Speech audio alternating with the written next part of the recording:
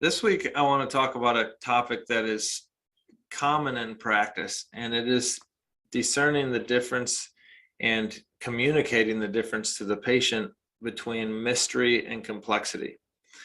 And those of you on the call and those of you viewing this call after the real-time recording, many of you have probably experienced this feeling of maybe anxiety or disappointment. Anxiety on your way to the doctor's office, disappointment when you leave the doctor's office, because for example, if you've suffered for a long time with a chronic issue and seen many doctors, our society, we're taught to label it, right? To diagnose it, to give it a name. And so we implicitly, if not explicitly, go to a doctor's office hoping and expecting for a name to be given, whatever our ailment is, when we leave. And I've never understood it, but commonly just getting the name, a name for your condition, provides relief. And I always think about the example of, someone who's suffered for years and then they're finally told they have cancer and they're relieved. And it's like, well, why are you relieved? You were just told you have cancer. It's like, well, at least I know what it is now. And I understand that to a little bit, but it's like, labeling it and naming it doesn't do anything to change it, right? If you stop there, if you're relieved at that point, you've really done nothing yet. But that disappointment if you leave the visit without a diagnosis, and that anxiety leading up to the visit hoping for diagnosis, that's the mystery. You're living and experiencing the mystery at those times. What is wrong with me? Am I ever going to be fixed? Is there any hope? That's mystery. On the other side of the coin is, many people that I see, and I had this experience 2 weeks ago with a lady. I had just completed her report of findings with her on her thorough labs that we ran after a thorough workup of her history and medical records and previous care. And she had said, this is all great, but I was hoping for a diagnosis. I was hoping for you to say there was one thing wrong with me. And, I told her that's not the focus here. The focus is not to name it. The focus is to figure out what is wrong with you and address it. And from a functional medicine perspective, and oftentimes in chronic disease, it's complex. And so it's complex in that there's multiple contributing factors to what's going on, and there's multiple linchpins that need to be addressed. So if you picture your chronic illness as a spider web, or as a web of dysfunction, that might help you. It's complex. There's many things that need to be addressed, whereas the world of the diagnosis tricks us into thinking there's one cause, so there's one cure, or there's one thing wrong, so there's one thing to do.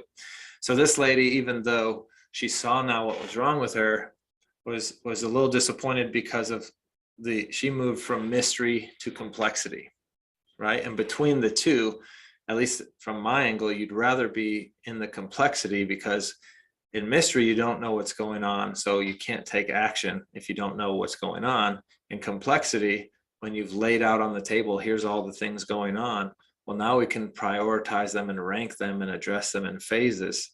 And even though you don't have a nice, name with a bow on top of it, you understand the underlying physiology and can address it. And at least from my practice, because this is what I do, I'm kind of biased, but I think the complexity is better than one name, because complexity, we're going after causes and going to address it more thoroughly than if we diagnose it and then give you a medication to suppress the symptoms, but leave the causes going. So this is what I want to explain in a visual format today: mystery versus complexity. And the images in this PowerPoint are from my book, The Autoimmune Answer, which can be found on Amazon. And in The Autoimmune Answer, I talk about it from the angle of autoimmune disease, and I'll do that a little bit today too. But if you want to learn even more about this, then pick up my book, give it a read, and a review if you love it. Thank you. It can be found on Amazon. But here's conventional medicine. Conventional medicine is black and white. Okay. Black is diagnosable and disease. White is, hey, we don't see anything wrong with you and you're normal. And so many people with chronic illness don't do well in this model because conventional medicine is terrible with chronic disease. Conventional medicine is excellent with acute disease and emergency medicine. If you break your arm or you have a stroke, that's where you need to go to get corrected. But once the stroke is over, once your life has been saved and you need to rebuild and establish health so it doesn't happen again, then you need to get out of that model and go see someone like a functional medicine doctor who can find causes and address them so that you can establish optimal health. So in conventional medicine, you're white until you're black. And you could spend years being told you're white because you're not black, right? So because you don't fit our diagnostic criteria, which would be black, you're white or normal, you're healthy in their eyes, but you're leaving frustrated saying, well, I don't feel good. I'm stuck in mystery. I'm frustrated because you keep telling me there's nothing wrong with me, but I keep coming back every few months with more symptoms. But because you can't label it, I'm normal, okay? That's mystery, that's the frustration. That's the side that you don't want to be stuck in. But intuitively, you know that they're wrong, right? Experience and live in a world that is more than black and white, right? There's lots of gray between the white and the black. And so here's where the mystery and complexity happens or comes in. The complexity comes in the gray areas. You're not white, okay? You feel that, you experience that, you've lived that every day for years, and you're not black according to conventional medical diagnostic criteria, so they have nothing to do for you, and they tell you you're normal and you leave frustrated, and or they give you an antidepressant medication and tell you it's all in your head. But in reality, you're complex. It's not mystery, it's complexity, and that model doesn't seek out complexity. They're waiting for it to be obvious, fit these criteria so we can label it. But health is lost in the complexity. The longer you're stuck in the gray, the further down the road you're going, right? Functional medicine shines in the complexity. It shines at understanding your web. And again, if we can embrace that complexity, then we can address it and remove it and get you back to white or as light gray as possible. So this is the image that you should have in your mind. And when you're going to your doctor's office, if there's any mystery, if you have anxiety heading to the doctor's office because of the mystery of your case, and then if you leave and you're frustrated because it's not labeled, so you're leaving in mystery, think of this image and realize that the likelihood is that it's not really mystery, but it's complexity. And the complexity is preventing you from being helped because those doctors don't operate in complexity. What does that mean? Here's an image of how they work, and we'll use autoimmunity as an example. Okay, a healthy person has no antibodies, okay, or no abnormal levels of antibodies against self-tissue. So a healthy person doesn't have autoimmune disease, right? Now, if someone has an autoimmune process going on, they may have high antibodies to self-tissue, but not have any signs and symptoms yet. So say a woman has thyroid symptoms, say she's losing, or a man, they're losing hair, they can't lose weight, they're constipated, they've got some brain fog, okay? Well, that person, if they have thyroid antibodies and they have those signs and symptoms, they don't fit diagnostic criteria yet because their thyroid stimulating hormone isn't lab high. So they're frustrated, they're going to their doctor's office, the doctor's telling them they're normal, their TSH is normal, they don't have hypothyroidism, and they never test antibodies, so they're not even going to see the Hashimoto's. So they send you away. You're frustrated, you're in the mystery. I think I have this, they're telling me I don't. WTF, right? Well, if you go long enough in the mystery, you eventually fit diagnostic criteria to the point where you have signs and symptoms, and from a thyroid perspective, your TSH is lab high. So they diagnose you with hypothyroidism. Well, in the United States, 90% of hypothyroidism is autoimmune. It is Hashimoto's disease. So the likelihood is if conventional doctors would have tested your antibodies, they would have found them high early on before your TSH was high, and they could have addressed you sooner and prevented you potentially from going hypothyroid. So if we tie that all together, that looks like this. So you can see a healthy person doesn't have abnormally high antibodies to self-tissue. A person that is not diagnosable but is not healthy is one that has antibodies abnormally high to self-tissue. In this example, you have high thyroid antibodies. Say you have high thyroid peroxidase, known as TPO, or high thyroglobulin, known as TG. But even that person could have those and not have symptoms yet. Then down the road, the person starts having thyroid symptoms. And the doctor, again, they're unfortunately not testing your antibodies, but if they would have, they could have found you as light gray as possible, right?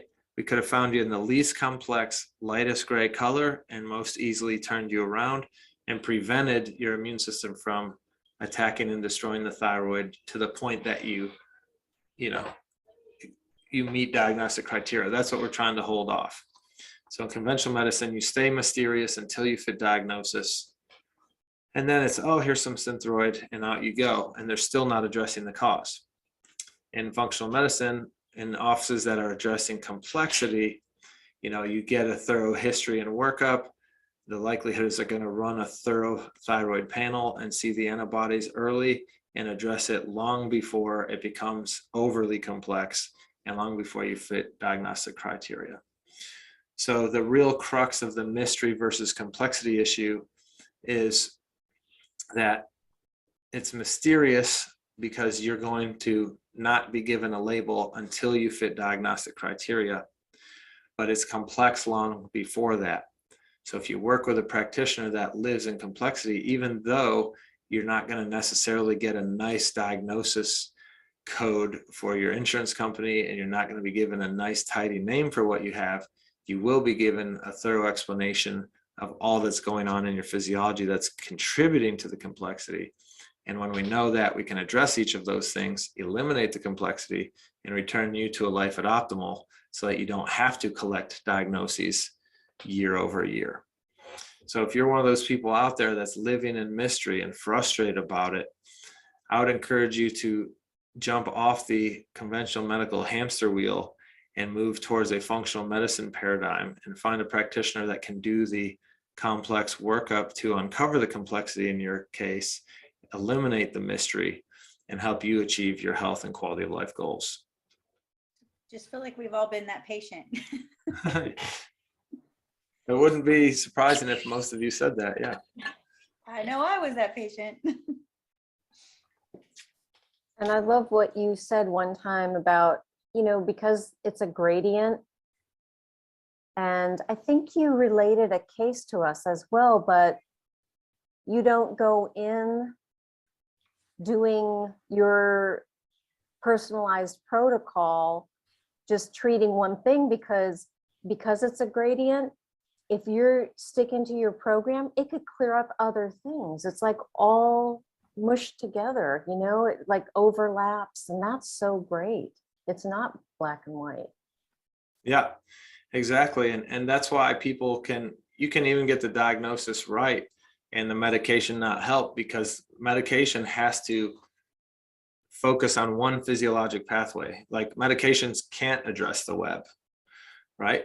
So, for example, I recently had the woman I made a video on with dementia, and she had failed, 2 dementia drugs had failed her, Namenda and blanking on the other one, but the two medications, it'll come to me later. But she took the 2 top medications, Aricept, Namenda and Aricept. So both of those had failed. And so the doctors throw up their hands and say, we don't know what else to do for you. And then I talk about in the video, well, her homocysteine was 23 2 years ago that her neurologist ran.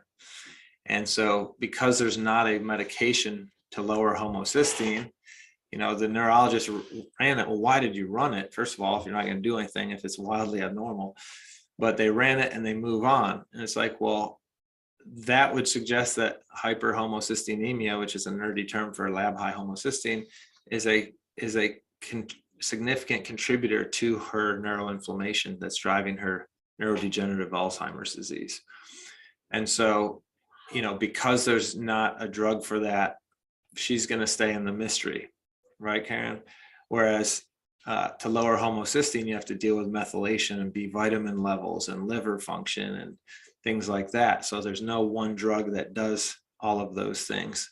Plus she was insulin resistant. Plus she actually had hypothyroidism as well. Plus her immune system was biased towards an allergic type inflammation.